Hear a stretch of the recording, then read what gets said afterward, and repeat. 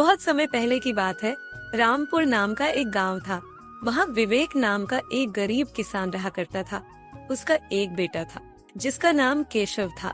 गांव के कोने में उनका छोटा सा खेत था। वो रोज सुबह सूरज निकलने से पहले अपने खेतों में काम करना शुरू करता और देर रात तक काम में ही डूबा रहता।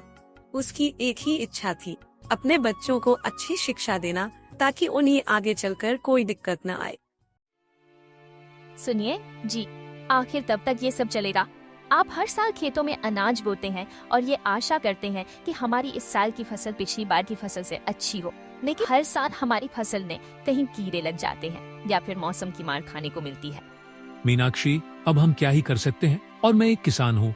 अगर मैं खेती नहीं करूँगा तो आखिर में क्या करूँ? मुझे खेती के अलावा कोई दूसरा काम भी तो नहीं आता है, और हमारे गांव में शहर की तरह कोई दूसरा रोजगार भी तो नहीं है जिसको करके हम कुछ धन कमा सके। विवेक हर साल जब फसल तैयार करता तो कभी वर्षा की मार, तो कभी सरकारी नीतियों की कमी और कभी बिचौलियों की धोखाधड़ी के कारण उसे उचित दाम नहीं मिल पाता था। विवेक अपनी समस्या को लेकर पंचायत के पास जाता है। मुखिया जी, आपको तो पता ही है कि मेरे साथ क्या हो रहा है और मेरी दैनिक स्थिति किसी से छुपी भी नहीं है। मैं आप लोगों से सहायता की गुहार लगाता हूँ। कृपया करके मुखिया जी, अब आप ही मेरी सहायता कीजिए। देखो विवेक, मैं जानता हूँ तुम्हारी परेशानी को, किंतु इस गांव में तुम्हारे जैसे और भी कई किसान भाई हैं। अगर पंचायत में तुम्हारी सहायता की तो फिर उन लोगों के साथ अन्याय नहीं होगा। तो फिर तुम ही बताओ कि पंचायत को उनकी भी सहायता करनी होगी। अब तुम ही बताओ कि हम क्या करें। विवेक कई बार अपने गांव की पंचायत में अपनी समस्या रख चुका था, लेकिन वहाँ से उसे हमेशा निराशा ही हाथ लगती थी। विवेक दुखी होकर अपने घर जा ही रहा था। तभी रास्ते में उसे उसके गांव के सेठ हीरालाल मिल जाते हैं, जिनसे उसने कर्ज ले रखा था। क्यों विवेक, तुम मेरे पैसे कब लौटा रहे हो? जब तुम मेरे पास आए थे तब तुमने कहा था कि तुम मेरे पैसे जल्दी लौटा दोगे, लेकिन पिछले 10 साल हो गए हैं, लेकिन तुमने मुझे मेरे पैसे तो छोड़ो, मेरे पैसों का ब्याज तक नहीं दिया है। हीरालाल जी, आपको तो पता ही है मेरी इस समय हालात बिल्कुल भी सही नहीं है। मैं अपना जैसे तैसे गुजार चल रहा हूँ, किंतु मैं आपको ये विश्वास दिलाता हूँ कि मैं आपके पैसे जल्द ही लौटा दूंगा। आप अपने कर्ज की बिल्कुल भी चिंता मत कीजिए। मैं ये सब नहीं जानता हूँ। तुमने मुझसे जितने पैसे लिए थे उनका ब्याज लगाकर 20,000 हो रहा है। इसलिए अगर तुमने मेरे पैसे नहीं दिए तो मैं तुम्हारा खेत अपने कब्जे में कर लूंगा, क्योंकि मुझे तो बस पैसा चाहिए। अब तुम मुझे चाहे मेरा पैसा दो या फिर अपना खेत। अभी तो मैं जा रहा हूँ, लेकिन अगर तुमने जल्दी से मेरे पैसे नहीं लौटाए तो तुम्हारा खेत मेरा हो जाएगा। हीरालाल जी वहाँ से चले जाते हैं और विवेक भी निराश होकर अपने घर के लिए चल देता है।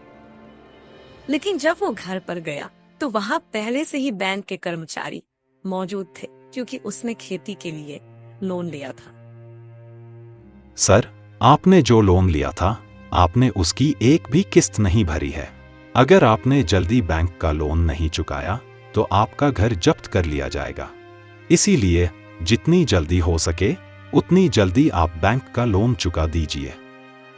मैं आपका बैंक का लोन जल्दी चुका दूंगा। आप मुझे कुछ महीनों का और समय दे दीजिए। मैं थोड़ा थोड़ा करके आपका सारा लोन चुका दूंगा। बैंक के कर्मचारी वहाँ से चले जाते हैं, लेकिन विवेक पर कर्ज का बोझ बढ़ रहा होता है, क्योंकि उसने सेठ हीरालाल के कर्ज के साथ बैंक से भी लोन ले रखा था। सुनिए जी, ये जो बैंक के कर्मचारी कहकर गए हैं, वो क्या सच में हमारा घर जब्त कर लेंगे? और अगर उन्होंने हमारा घर जब्त कर लिया तो हम कहाँ जाएंगे? आखिर आपने इन बैंक वालों से लोन क्यों लिया?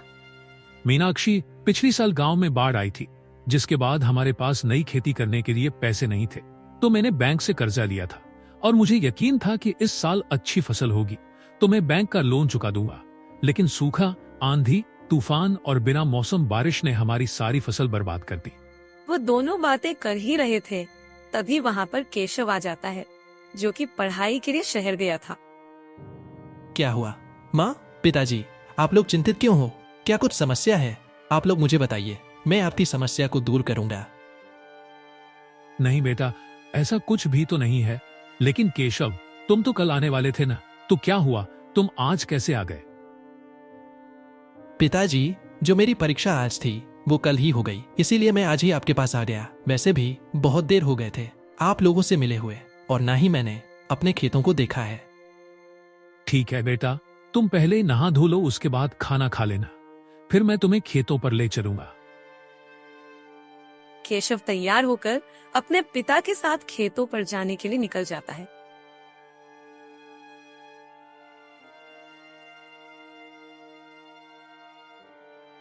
पिताजी, हमारा खेत तो बहुत बड़ा है और हमारा खेत तो काफी अच्छा उपजाऊ भी है, लेकिन फिर भी हमारे खेतों पर ज्यादा फसल क्यों नहीं होती है पिताजी? बेटा, ज्यादा फसल इसीलिए नहीं होती है क्योंकि मैं पढ़ा लिखा नहीं हूं और मैं कानूनी कामकाजों में कुछ भी नहीं जानता हूं।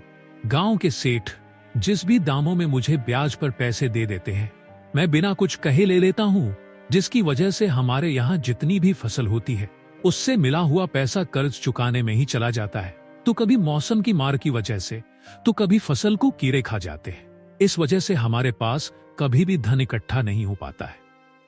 पिताजी, आप बिल्कुल भी चिंता मत कीजिए, मैं शहर में अच्छे से पढ़ाई करूंगा, फिर आपको इतनी परेशानी नहीं होगी, मैं सब कुछ सीख जाऊंगा।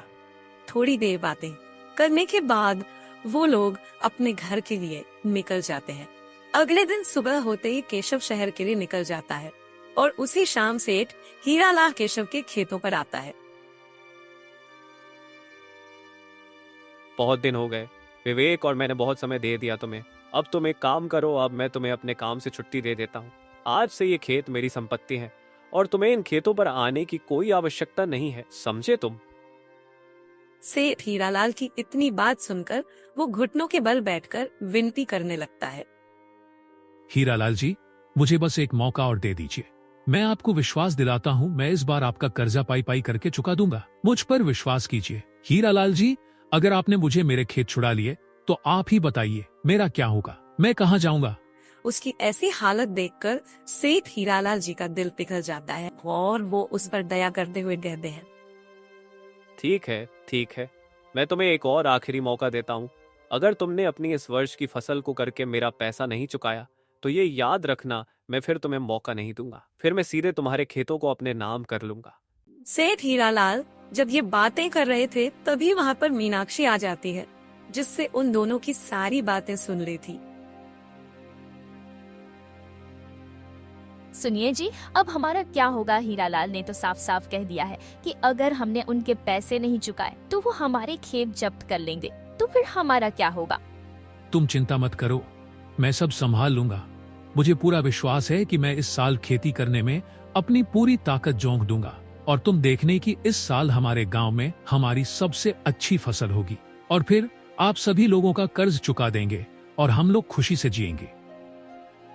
मैं तो हमेशा से यही चाहती हूँ और भगवान आपकी कही हुई हर बात को सच्ची करें।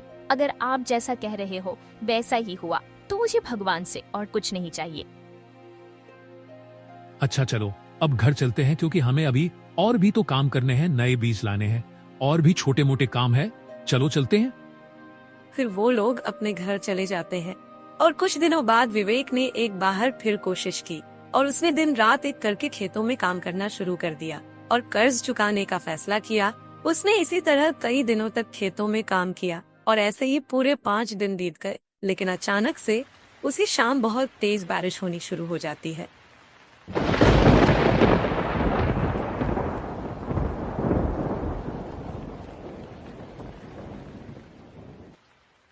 मीनाक्षी, हमारी फसल अभी उगी ही थी लेकिन बारिश शुरू हो गई और ये बारिश कल से हो रही है, वो भी बिना रुके। मुझे तो लगता है कि इस बार भी हमारी फसल खराब हो जाएगी। अब मैं क्या करूं? मीनाक्षी, तुम ही बताओ, मुझे तो कुछ समझ नहीं आ रहा है। आप चिंता मत कीजिए, जो होता है अच्छे के लिए होता है और अगर आप चिंता करेंगे तो क्या बारिश होना बंद हो जाएगी? आप देखना, हमारी फसल अच्छी ही होगी। मैं इन्हें समझा तो रही हूँ, लेकिन इन्हें मैं कैसे बताऊं कि अंदर ही अंदर मैं भी डर रही कि हमारी फसल कहीं खराब ना हो जाए और अगर ऐसा हुआ हमारे खेत हीरालाल छीन लेगा। भले ही वो लोग एक दूसरे को समझा रहे थे, लेकिन इस बार भी मौसम ने उसका साथ नहीं दिया। तेज बारिश ने उसकी सारी फसल को नष्ट कर दिया। जब हीरालाल को इस बारे में पता चला तो वो विवेक के खेतों पर आए। विवेक, मैंने सुना है कि तुम्हारी सारी फसल खराब हो गई है। अब मैं तुमसे कह देता हूँ कि अब मैं तुम्हें और मौके नहीं दूंगा। अगर इस बार पैसे नहीं चुकाए तो तुम्हारी जमीन और घर दोनों ही छीन लूंगा, समझे तुम? इसीलिए जितना जल्दी हो सके मेरे पैसों का इंतजाम कर लो और मुझे मेरे पैसे ब्याज सहित चुका दो। हीरालाल की ये बातें सुनकर विवेक पूरा टूट गया और उसने एक बड़ा कदम उठाने का निर्णय लिया। मैं एक किसान हूँ और अगर एक किसान के पास उसकी जमीन नहीं रहेगी तो वो क्या ही करेगा, और जब उसकी जमीन नहीं है तो वो क्या करेगा जीवित रहकर। और अब तो मेरे पास कोई रास्ता भी नहीं है। जो मैंने बैंकों में किसान योजना के तहत कुछ धन जमा किया था तो उससे बैंक की लोन चुक जाएगी और हीरालाल जी खेत ले लेंगे तो उनका भी कर्जा चुक जाएगा। इसीलिए मैं जो जीते जी नहीं कर सका वो मरने के बाद कर जाऊंगा। विवेक अपनी जिंदगी से हार कर ये कदम उठाने की सोचता है और वो पास ही के पेड़ पर फांसी लगा लेता है। और ये खबर केशव को भी पता चल जाती है तो वो जल्द ही अपने गांव वापस आ जाता है। पिताजी, आप मुझे छोड़कर क्यों चले गए? एक आप ही तो थे जिसने मुझे हौसला मिलता था और अब आप ही मुझे छोड़कर चले गए। पिताजी, अब मैं क्या करूं? केशव बेटा, रो मत। अगर तुम ही कमजोर पड़ जाओगे तो फिर तुम्हारी माँ का क्या होगा? अब तुम्हें ही इनका ध्यान रखना है और इस घर को भी संभालना है। उसी शाम विवेक का अंतिम संस्कार कर दिया जाता है और उसकी चिता की आग बुझी भी नहीं थी, परंतु कर्जदारों ने केशव को घेर लिया। केशव, तुम्हारे पिताजी ने मुझसे कर्जा लिया था और उसके बदले उन्होंने मेरे पास खेत के कागज गिरवी रखे थे। उन्होंने मुझसे कहा था कि वो इस साल मेरा पूरा कर्ज चुका देंगे, परंतु वो अब इस दुनिया में नहीं रहे, तो इसलिए आज से वो खेत मेरे हो गए हैं। आज से उन खेतों पर तुम्हारा कोई अधिकार नहीं है। ठीक है हीरालाल जी, आप जैसा कहें, लेकिन यदि मैं आपके पैसे लौटा दूंगा तो क्या आप मुझे मेरे खेत वापस कर देंगे? आप मुझे मना तो नहीं करेंगे मेरे खेत वापस करने में? ये तुम कैसी बातें कर रहे हो? मुझे मेरे पैसे चाहिए, इसलिए तुम मुझे चाहे मेरे पैसे दो या खेत, और यदि तुम मेरे पैसे मुझे लौटा दोगे तो मैं तुम्हें तुम्हारे खेतों के कागज भी दे दूंगा। हीरालाल की ऐसी बातें सुनकर केशव वहाँ से चला जाता है। जब वहाँ पर ये सारी बातें हो रही थी तो उनकी ये बातें एक व्यक्ति बहुत गौर से सुन रहा था। फिर हीरालाल अपने मन ही मन में सोचता है, बनाया खेत वापस लेने वाला, तेरे बाप ने पूरी जिंदगी निकाल दी, उसने तो कर्ज चुका नहीं पाया, और तू कल का आया लड़का इतना सारा कर्ज चुका देगा। चलो मैं भी देखता हूँ कि तू कैसे मुझे खेत वापस लेता है। केशव अपने घर पर आ जाता है जहाँ उसकी माँ का रो रो कर बुरा हाल था और वो बेचारी रोई भी क्यों ना, आखिर इसका सुहाग जो उजड़ गया था। माँ, आप रोई मत, मैं हूं ना, मैं सब ठीक कर दूंगा और आप चिंता ना करो। पिताजी की आत्मा हमारे साथ ही है, वो हमें जरूर देख रहे होंगे, और अगर आप इसी तरह रोती रही तो आप बीमार हो जाओगी और ये पिताजी को बिल्कुल भी अच्छा नहीं लगेगा। माँ। केशव की ये बातें सुनकर मीनाक्षी रोना बंद कर देती है और विवेक की मौत की बात सुनकर गांव के लोग कुछ समय के लिए दुखी हुए। उन्होंने पंचायत में इस विषय पर चर्चा की। बेचारे विवेक के साथ जो कुछ भी हुआ ये सही नहीं हुआ। कितना अच्छा व्यक्ति था, उसने कभी भी ना ही किसी का बुरा सोचा है और ना ही कभी किसी के साथ बुरा किया था, लेकिन होनी को कौन टाल सकता है। बेचारा कर्जदारों के ताने सुन सुनकर परेशान हो गया था, इसीलिए उसने आत्महत्या करने का कदम उठाया। ये कैसा निर्णय है? क्या उसमें इतनी भी हिम्मत नहीं थी कि वो कर्जदारों का कर्ज चुका दे, ना कि यूं कायरों की तरह स्वयं की ही जान ले ले। मेरे हिसाब से तो विवेक ने बिल्कुल ही गलत किया है, क्योंकि हर व्यक्ति अगर अपनी समस्या को खत्म करने के लिए अपनी जान लेने लगे तो इस दुनिया में कौन बचेगा? और फिर आप लोग ही बताओ कि आखिर दुनिया में कौन परेशान नहीं है। कुछ लोगों ने कर्जदारों को दोष दिया तो कुछ लोगों ने विवेक को, लेकिन जल्दी सब अपनी अपनी जिंदगी में व्यस्त हो गए। फिर एक दिन जब केशव सो रहा था तो उसके सपने में उसके पिताजी आए। केशव, मेरे बेटे, मुझे माफ कर दो जो मैंने जल्दबाजी में इतना बड़ा कदम उठा लिया, लेकिन बेटा मेरी एक आखिरी इच्छा है कि तुम मेरे खेतों को उस हीरालाल से वापस ले लो और उन पर तुम खेती करो। तो बताओ बेटा, क्या तुम मेरी ये अंतिम इच्छा पूरी करोगे? अगर तुम ऐसा नहीं करोगे तो मैं यूं ही भटकता रहूंगा। बेटा तो बताओ, क्या तुम मेरी ये इच्छा पूरी करोगे? पिताजी, आप चिंता मत कीजिए, मैं आपको वचन देता हूँ कि मैं आपकी ये अंतिम इच्छा जरूर पूरी करूंगा। और आप चिंता मत कीजिए, मैं फिर से एक बार अपने खेतों में फसल उगाऊंगा।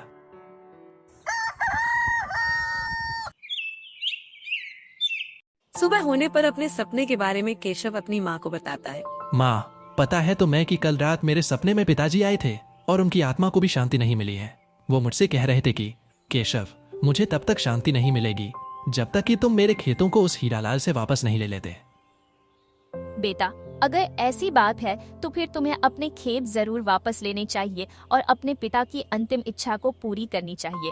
लेकिन तुम ये काम करोगी कैसे? क्योंकि हमारे पास तो खाने तक के पैसे नहीं हैं, तो फिर हम लोग अपने खेत कैसे लेंगे? माँ, तुम चिंता मत करो। शहर में मेरा एक मित्र है, वो बहुत धनी है। मुझे पूरा विश्वास है कि वो जरूर मेरी सहायता करेगा। मैं अभी शहर के लिए निकल जाता हूँ। उसी दिन केशव अपने दोस्त के पास जाता है और उससे पैसों के लिए सहायता मांगता है। मित्र, मुझे आज तुम्हारी सहायता की बहुत ज्यादा जरूरत है। क्या तुम मेरी सहायता करोगे? इसमें पूछना क्या है मित्र, तुम बस एक बार बोलो तो सही। तुम जो चाहोगे मैं तुम्हें वो दे दूंगा। मित्र, मेरे पिताजी के ऊपर कर्जा था और उन्होंने ये कर्ज मुझे शहर में पढ़ने के लिए लिया था, लेकिन सही तरह से फसल नहीं हुई, जिसकी वजह से वो कर्ज नहीं चुका सके और फिर हीरालाल ने हमारा खेत अपने हाथों में कर लिया। मेरे पिताजी ये सह नहीं सके, इसीलिए उन्होंने आत्महत्या कर ली। तो मैं चाहता हूं कि मैं अपने पिताजी के खेत फिर से वापस लूं। इसीलिए मुझे कुछ पैसों की आवश्यकता है जिससे मैं अपने खेत वापस ले सकूं। मुझे कुछ 20,000 रुपए की जरूरत है। ठीक है मित्र, ये लो 20,000 रुपए, और जब भी तुम्हारे पास पैसे हो जाए तो तुम मुझे वापस कर देना। तुम्हारा बहुत बहुत धन्यवाद मित्र। भगवान तुम्हारा जैसा मित्र हर किसी को दे। शाम के समय केशव हीरालाल के घर जाता है अपने खेतों के कागज वापस मांगने के लिए।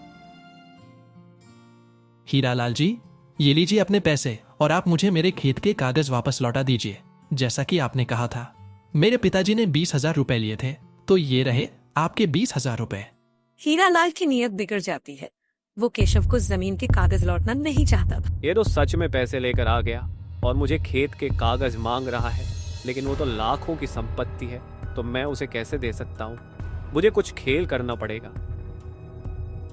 देखो केशव, मुझे पैसे नहीं चाहिए। तुम अपने पैसे अपने पास रखो और मेरे पास मेरे खेत ही रहने दो। हीरालाल जी, आपने ही तो कहा था कि जब भी मेरे पास पैसे हो जाएंगे तो मैं वो पैसे आपको लौटाकर अपनी जमीन के कागज आपसे ले सकता हूँ। तो फिर आप अपनी बात से पलट क्यों रहे हैं? मैंने कहा लिखा है कि मैं जमीन के कागज लौटाऊंगा। क्या तुम्हारे पास कोई सबूत है या कोई गवाह है जो कह सके कि मैंने ये सब कहा था? केशव के पास ना ही कोई सबूत था और ना ही कोई गवाह, इसीलिए दुखी होकर वो अपने घर चला जाता है और अपने घर पर दुखी होकर बैठ जाता है। क्या हुआ बेटा, तुम उधर चेहरा क्यों बनी हुए हो? तुम तो हीरालाल से अपने खेत के कागज वापस लेने गए थे, तो क्या हुआ? तुम्हारे हाथ में तो खेत के कागज हैं ही नहीं। माँ, हीरालाल ने कागज देने से मना कर दिया। वो कहने लगा, जाओ, मैं तुम्हें तुम्हारे कागज नहीं करूंगा। और फिर जब मैंने कहा कि आपने मुझसे कहा था कि यदि मैं पैसे वापस करता हूँ तो आप मेरे कागज लौटा दोगे, तो कहने लगे, तो कहने पास क्या सबूत है इस बात का? अब माँ तुम ही बताओ, अब हम लोग क्या करें? बेटा, अब हम कुछ नहीं कर सकते हैं, लेकिन अभी हमारे पास सिर्फ एक ही रास्ता है। हम पंचायत में चलते हैं। पंचायत में ही हो सकता है कि हमारी समस्या का समाधान हो जाए। अगले ही दिन सुबह होते ही केशव के कहने पर गांव के जमींदार पंचायत शुरू कर देते हैं। हीरालाल, केशव का कहना है कि तुम उसके खेत के कागज लौटा नहीं रहे हो, जबकि तुम्हारी उससे बात हुई थी कि यदि वो तुम्हारे पैसे लौटा देता है तो तुम उसे उसके खेतों के कागज भी लौटा दोगे। तो आखिर तुम उसके खेत के कागज क्यों नहीं दे रहे हो? मुखिया जी, कहने को तो मैं भी कह सकता हूँ कि मैंने ऐसा कुछ भी नहीं कहा था कि मैं केशव के खेतों के कागज उसे लौटाऊंगा। तो क्या आप मान लोगे? तो बस ये भी तो झूठ बोल रहा है। चलो, अगर एक पल के लिए मान भी लो कि मैंने ऐसा कुछ बोला है, तो पूछिए इससे कि इसके पास क्या सबूत है या फिर कोई गवाह है? क्या इसके पास फालतू की बातें कर रहा है बस? हीरालाल की ये बातें सुनकर सभी लोग चुप हो जाते हैं, लेकिन तभी एक व्यक्ति बोलता है जो कि उस समय मौजूद था। मुखिया जी, ये हीरालाल झूठ बोल रहा है। जिस दिन विवेक भैया का अंतिम संस्कार हो रहा था, उसी दिन इन्होंने केशव से उसके खेत ले लिए थे। और केशव ने जब कहा कि जब मेरे पास पैसे हो जाएंगे तो क्या आप मेरे खेत के कागज वापस कर देंगे, तो हीरालाल ने वादा करते हुए कहा था कि हाँ, लेकिन अभी अपनी बातों से पलट रहे हैं। उस व्यक्ति की गवाही सुनकर हीरालाल चुप हो जाता है और बुरी तरह डर जाता है। अब क्या कहते हो हीरालाल? अब तो तुम्हारे सामने गवाह भी उपस्थित है। तो पंचायत अपना ये न्याय सुनाती है कि हीरालाल ने पंचायत को धोखा देने की कोशिश की है और केशव को भी परेशान किया है। इसीलिए पंचायत हीरालाल को चेतावनी देता है कि वो ऐसा आगे से ना करें। और जो केशव परेशान हुआ है उसके लिए केशव हीरालाल को 1000 रुपए कम देगा और हीरालाल जल्दी से केशव के कागज लौटा दो। मुखिया जी के फैसला करते ही हीरालाल केशव को उसके जमीन के कागज लौटा देता है और केशव भी उसके सारे पैसे ब्याज सहित लौटा देता है और विवेक की आत्मा को भी शांति मिल जाती है। विवेक किसान की ये कहानी केवल उसकी नहीं है, ये उन लाखों किसानों की कहानी है जो आज भी गरीबी, कर्ज और दुखों का सामना कर रहे हैं। हमें ये समझना होगा कि किसान केवल अन्नदाता नहीं है, बल्कि वो हमारी अर्थव्यवस्था भी है। अगर किसान मजबूत होगा तो देश मजबूत होगा। किसानों को शिक्षा, संसाधन और उचित दाम मिले, ये हमारी प्राथमिकता होनी चाहिए। सीताराम, राधे राधे।